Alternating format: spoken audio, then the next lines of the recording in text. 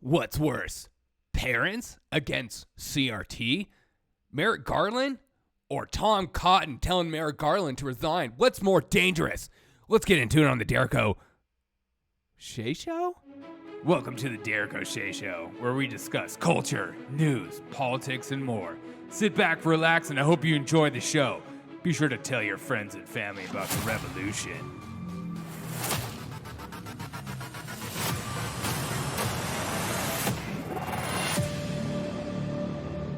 What's up, everyone? Welcome to the Derek O'Shea Show. Thank you guys so much for taking time out of your day. I have been sick, really sick, and I'm still sick, so bear with me. I will try not to cough into the microphone, but I'm bored at home, and I've been reading all this stuff, and I want to engage with you. So bear with me, be with me. Let's get into this. Also, if you want to support me, you go to buymeacoffee.com/Derek O'Shea Show. Greatly appreciate it. Thank you guys so much for even considering it. I hope you're having a fan-freaking-tastic day. Let's get into the news. Merrick Garland is being berated by Republicans. Let's watch a little clip over the whole controversy of, parents being labeled as terrorists and stuff like that. And, that one dad who allegedly, or is true or not, had his daughter raped in a bathroom, and he was mad about it because I can't believe that would happen. As a dad, I can't believe he's so mad about that. What is he mad about? These Republicans and their conspiracy theories, they need to just relax because we're all about, believing all women and supporting women's rights and stuff like that. But this is different because a protected class person did a crime. And in today's world, if you fit in a category of a protected class, or somebody looks a certain way or is in a part of a culture, you can literally get away with whatever crime you want because you're protected. You're seen as holier than thou, despite your sins. In today's world, I don't know if you saw that clip being passed around of that black man just punching that white woman in the face in the middle of a crowded New York subway where literally no one did anything. And they just stood there. I don't know if that was her boyfriend next to her. God, I hope not. But if you fit in a category, if you look a certain way, you can get away with whatever you want. And especially if you're a liberal or a Democrat. I mean, look at Alec Baldwin right now. He's just walking around doing whatever, because he's protected. He's a voice of change. He's a voice of hope. And so if you are one of those people like a Clinton, like Newsom, if you're one of these people, you can do whatever you want. You can get away with whatever you want. And if Republicans or conservatives speak out against you, that's like conspiracy. These Republicans are just making this up. They're fabricating these lies. It's not that big of a deal. Because that's the kind of culture war we're in right now, where you dismiss any kind of truth that speaks out against your narrative, and you call it hypocrisy, you call it just fabrication, you call it a lie, you can call it whatever you want in order to make your way look the best. But here's what MSNBC's article, which we'll get into, the problem with Republicans calling on Merrick Garland to resign. Let's get a little tasty clip of Tom Cotton going after Garland about one of the parents, because it's the one parent one that some people lost their YouTubes over because, well, it's not a good look for people on the left when you're trying to control information. Let's get into it. You've cited as the basis for that directive the National School Board Association's letter of September 29th. Was that directive being prepared before September 29th, before the School Board Association letter was issued? I don't believe so. Certainly I didn't have any idea. So it was only prepared okay, I think that answers the question. I already answered that question So you keep citing the school board letter and news reports. That's right. One of the news reports cited in that letter, which you presumably mean, is from Loudon County, Virginia. No, that is not what I was talking about. Well, you keep citing news reports, and that's the most prominent news report that anyone in America has seen. All right, he's about to go in on it. That refers to Scott Smith, whose 15-year-old daughter was raped. She was raped in a bathroom by a boy wearing girls' clothes, and the Loudon County School Board covered it up because it would have interfered with their transgendered policy during Pride Month.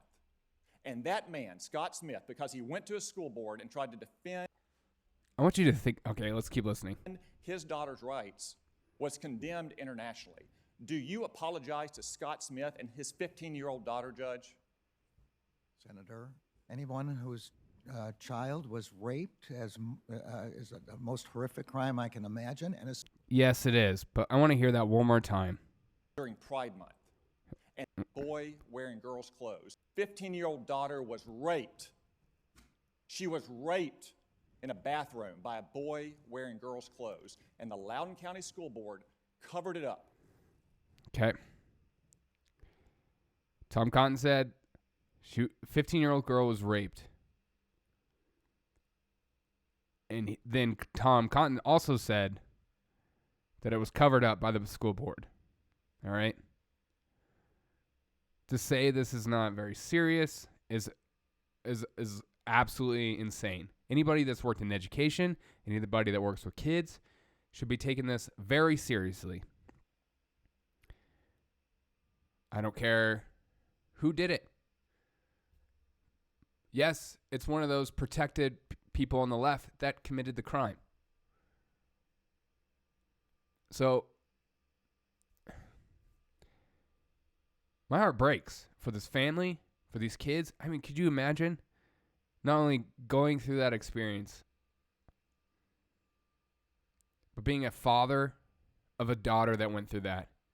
And instead, first of all, in those incidents, it's hard to speak up about because it's embarrassing. It's painful. It hurts.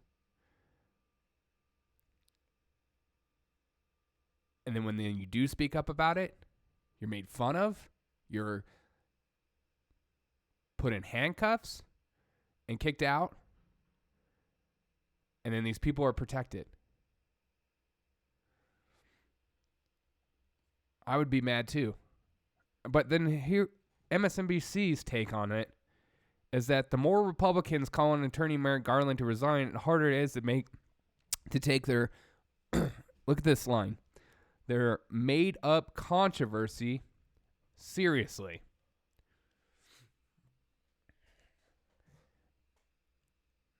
Is this something to even joke around about? Is this something to laugh about? Is this something to continue the propaganda wheel?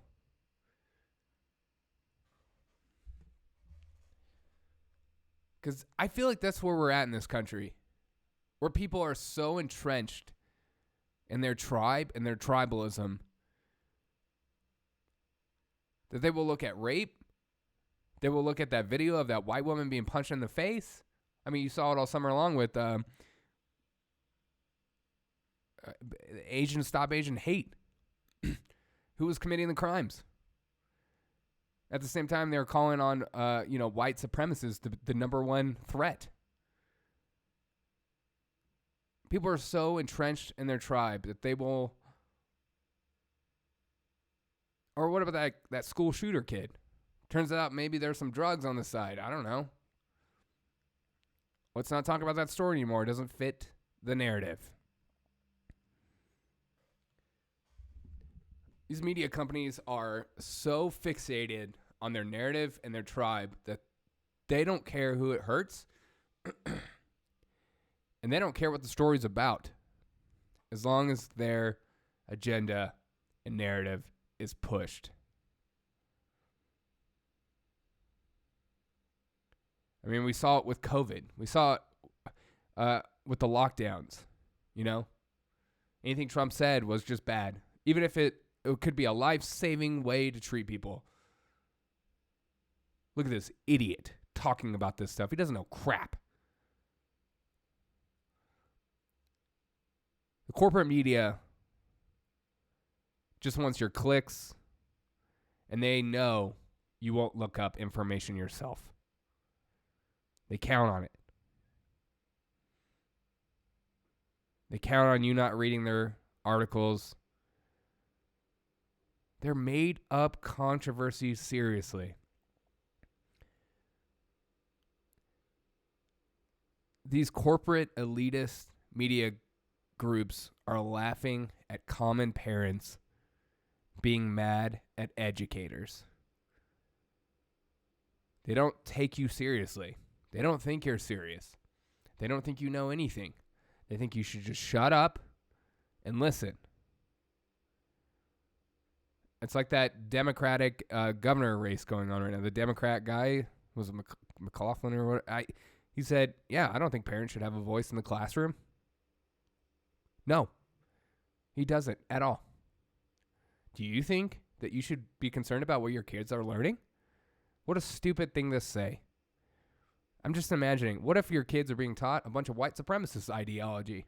Huh? Like real white supremacists, not like, oh, they're conservatives, they're white supremacists. I'm talking about like real old school, like psychotic white supremacists. Should parents be able to speak out against that? Or should they just shut their mouth and listen? What a silly thing to say. The left is so concentrated on this culture war. They're not willing to engage in conversation. They're openly mocking you. And they know you don't, there's nothing you can do. Hey, we own everything. All the big, corporations, big tech, big pharma used to be the butt of every liberal joke. Now they're on their side too. They own everything. So who are you to question these educators? Teaching your children CRT or, when that serious allegation, that serious crime happened, they cover it up because they don't want to make themselves look bad or maybe a protected class look bad in any capacity. We can't have that. That's bad press. That's what they care about more. They care about more their image, their way of life, their narrative than they do about your health. That's why you see leftists laugh at unvaccinated people dying. They love it. They don't care. It fits their narrative, so they just clap it on. We're in a world right now where there are two conflicting sides. And I don't understand how we can survive as a nation together when there's two different realities present. Both would say they're living in the real reality, including myself, who I feel like I don't fit in any reality at this moment. I feel like once I have a reality, it's taken away from me. I don't trust the Republicans to bring back reality. I don't care who they are. I think the state is too deep for a lot of stuff. And so I don't know what the answer is. But the media doesn't care. And they just want your clicks and want you to continue to look for them for information. This week, we saw all week Republicans coming out of the woodworks and speaking up for parents and going against Merrick Garland for good measure. Because the DOJ calling parents essentially terrorists and getting away with it as the media claps it on. Just remember that when you go to the ballot boxes. Remember that when you have conversations with politicians. Because it's important. And just remember that when you go to get your news, look at the tone. Look at the way they talk about people's issues and problems. See if they're using a complete lens of their tribe to discuss actual facts. Anybody with a heart, anybody with empathy would not post something that said their made-up controversy seriously in relevance to what has happened in that boardroom. Nobody with a heart. Nobody. And I'm going to call it out every time I see it because it's disgusting. It's just silly. Because if you cared, maybe you would just have a conversation about what they should do. Because when a crime actually happens, it's hard to stay in your tribe. But at this point, because when a crime happens, there are horrors and there are traumas that come with that crime, and should take any kind of tribe and take the lens off, and so that you and I can see it as a whole. But we're so entrenched in our tribes in today's culture that we will look at something like that and people will just laugh, write stories like this, and not even care. Because they don't care. Because the narrative is that these predominantly white parents who are mad at the school board are these conservative, QAnon, conspiracy, white supremacist types. And they're going to continue that narrative despite any kind of substance of what's going on, and any kind of thought of what these parents have, because they don't care about you. You're not part of the elitist culture. So your information, the way you feel, the way you see the world, your outlook in which you view society, your bias that you bring, whatever, is seen as irrelevant and stupid. And they're not going to engage in that conversation. But and you might say, Derek, what a depressing way to come back. And I'm sorry. But I think it's important to know what the corporate press, some of these elitists, think about you and your problems in relation to their narrative and their power struggle. Let me know your thoughts. Just putting it out there. I would really appreciate it, because I think it's important to. I don't understand how you can watch what happened at that board meeting, also, and then watch what happened with Merrick Garland and maybe Tom Cotton and some other people, and just mock it and not take it seriously and actually call it a problem. Because as the article goes on, it's all about inciting violence and going against. And these Republicans are supporting parents inciting violence against educators is like their main thing, as because educators are a protected class for liberals. It's like you can't do anything wrong. You're not paid enough ever. You're not thanked enough, or you're not blah blah blah. I just want you to know, educators, as a fellow educator, myself, they use you for a vote. You know that, right? like. They're not actually gonna raise your pay or make you feel better on the inside or make your job easier. They're using you. I don't understand some of these groups of people that liberals use. Same with conservatives. Conservatives, the same Republicans, same boat. They'll find a group of people who they can just rely on and for their base, and they'll just protect you at any cost, because they are hoping you'll vote for them. And then many people do. People still vote for, Mitch McConnell's and crap like that. I don't know.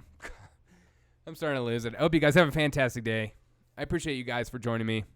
I'll see you on the next episode of the Derek O'Shea Show.